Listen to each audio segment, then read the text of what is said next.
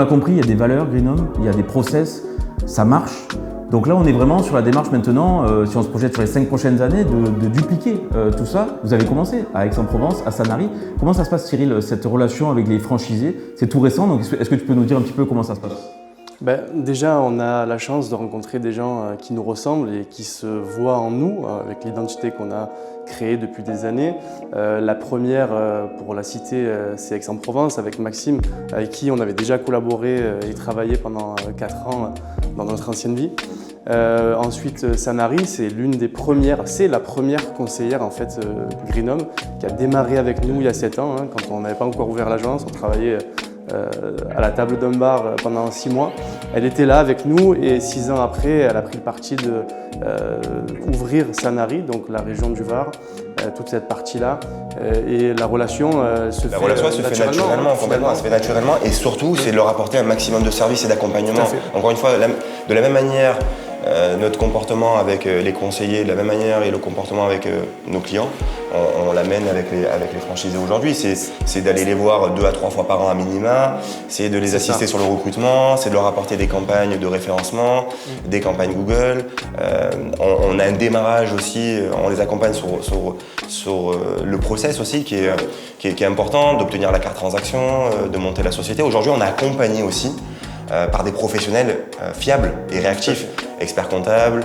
On a aussi un courtier en prix immobilier, la directrice artistique aussi qui les suit sur les visuels. On a un vrai accompagnement sur mesure. Parce que malgré qu'ils soient un peu indépendants, fatalement, puisqu'ils sont franchisés, vous restez dans une relation proche avec eux parce que c'est la réussite de tous finalement. L'idée, c'est la réussite de tous. Les franchisés, on se rencontre déjà tous les mois pour échanger, aborder le marché, aborder les nouveautés qu'on pourrait apporter au concept, des améliorations.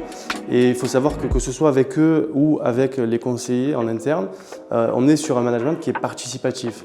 C'est-à-dire que le règlement commercial typiquement a été voté en interne par tous les collaborateurs. Et c'est pareil pour les franchises. Les franchises vont amener leur pierre à l'édifice, vont amener leurs nouveautés, leur fraîcheur. Et l'idée évidemment c'est de collaborer tous ensemble pour que Greenhome rayonne et rayonne encore plus dans d'autres villes, dans des grandes villes de France.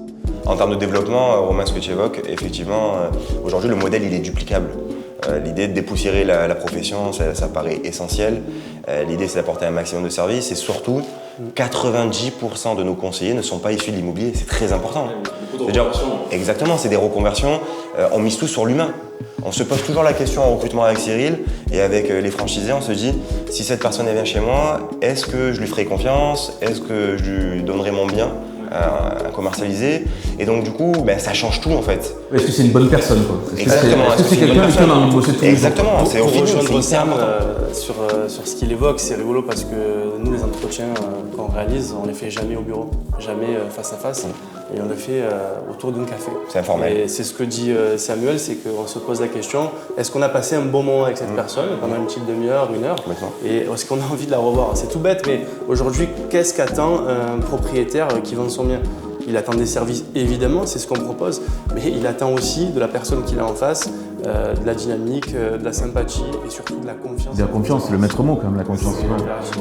C'est de nouer cette relation, c'est ça qui va faire que l'acquéreur et le propriétaire vont se sentir bien, tout simplement. Si on est en confiance avec ses collaborateurs, mais aussi les franchises qui ouvrent chaque année, puisque finalement, en 7 ans, on a ouvert 7 agences, donc quasiment une par an, eh bien, c'est comme ça qu'on juge finalement le recrutement.